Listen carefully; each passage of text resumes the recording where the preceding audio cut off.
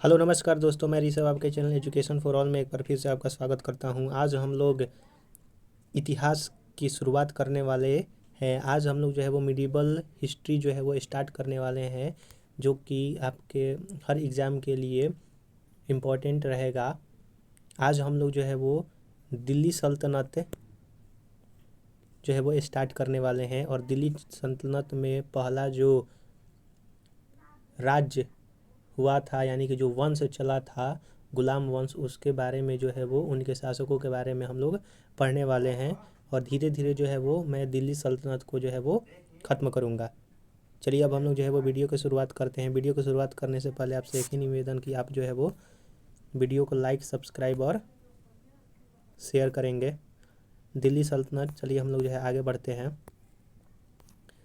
कि दिल्ली सल्तनत जो है वो कब से कब तक इसका जो है वो कार्यकाल रहा, यानी कि दिल्ली में जितने भी वंश आए वो कब से कब तक था। तो 1206 ईस्वी से लेकर के 1526 ईस्वी तक। 1526 ईस्वी में जो है वो मुग़लों ने दिल्ली को जीत करके अपना जो है वो कब्जा दिल्ली में किया था। फिर उसके बाद जो है वो मुग़ल वंश स्टार्ट हुआ 1526 से, और उससे पहले जो है वो दिल्ली का जो है वो शासन यहाँ पर था, दिल्ली का राजवंश था। इसमें जो है वो दिल्ली में 5 आपके जो है वो राजवंश चले। पहला जो है वो गुलाम वंश 1206 ईस्वी से 1290 तक। दूसरा खिलजी वंश 1290 से 1320 तक। तीसरा तुगलक वंश 1230 से लेकर के 1414 तक।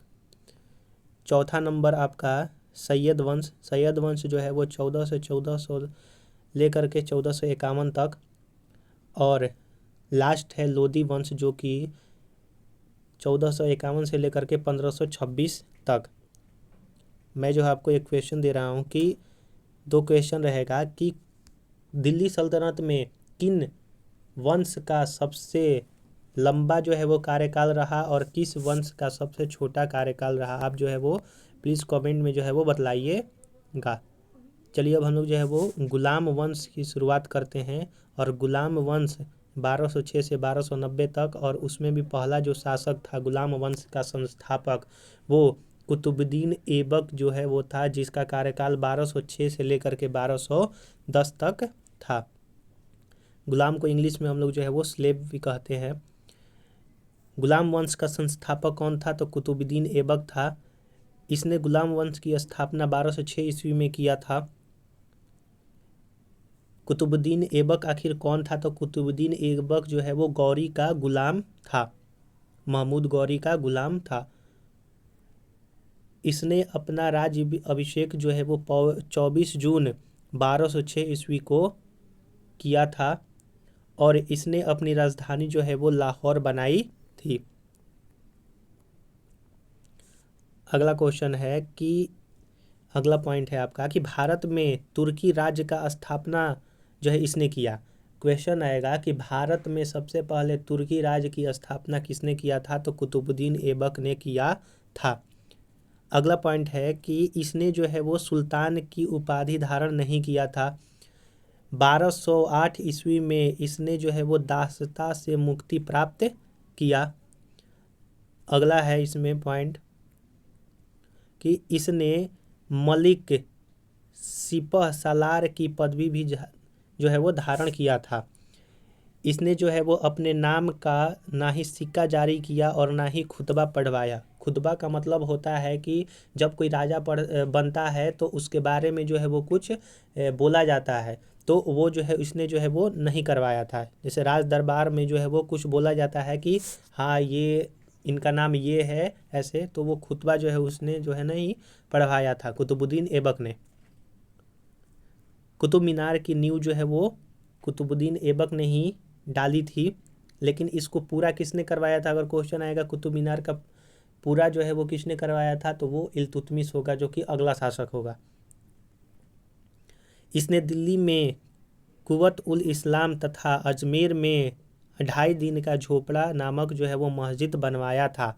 तो क्वेश्चन आता है कि कुवत उल इस्लाम मस्जिद जो है वो किसने बनवाया था? तो कुतुबुद्दीन ऐबक ने बनवाया था। और कहाँ पर स्थित है? तो अजमेर में। और दूसरा क्वेश्चन आता है कि 2.5 दिन का झोपड़ा किसने बनवाया था? तो वो भी कुतुबुद्दीन ऐबक ने ही बनवाया था। अगला पॉइंट है कि कुतुबुद्दीन ऐबक को लाख बख्श भी कहा जाता था। लाख बख्श का मतलब होता है कि लाखों का दान देने वाला। अगला है, ऐबक की मृत्यु 1210 ईस्वी में चौगान खेलते समय घोड़े से गिर करके हो गई थी। तो क्वेश्चन आता है कि कौन सा ऐसा गुलाम शासक था जिसकी मौत चौगान खेलते समय हो गया था? तो वो कुतुबुद्दीन ऐबक था। इसे जो है वो लाहौर में दफनाया गया था। ऐबक का उत्तराधिकारी कौन था? तो ऐबक का उत्तराधिकारी आराम शाह था, जो कि इसका बेटा था, जिसने सिर्फ 8 महीनों तक जो है वो इसने शासन किया था। अब आते हैं कि गुलाम, हम लोग जो है गुलाम वंश पढ़ रहे हैं, तो गुलाम का मतलब क्या होता है? तो गुलामों को फारसी में बंदगा जो है वो कहा जाता था। और गुलामों को जो है वो किस लिए लाया जाता था? तो इन्हें सैनिक सेवा के लिए जो है वो खरीदा जाता था। तो ये जो है वो पहला टॉपिक रहा कि कुतुबुद्दीन ऐबक के बारे में, जो कि गुलाम वंश से संबंधित है। आगे हम लोग जो है ऐसे ही धीरे एक एक टॉपिक लेकर के जो है वो बढ़ते रहेंगे। और आप ज़्यादा बड़ा वीडियो नहीं होगा तो आपके लिए भी सही रहेगा। चलिए अब हम लोग जो है नेक्स्ट वीडियो मिलते हैं, तब तक के लिए नमस्कार।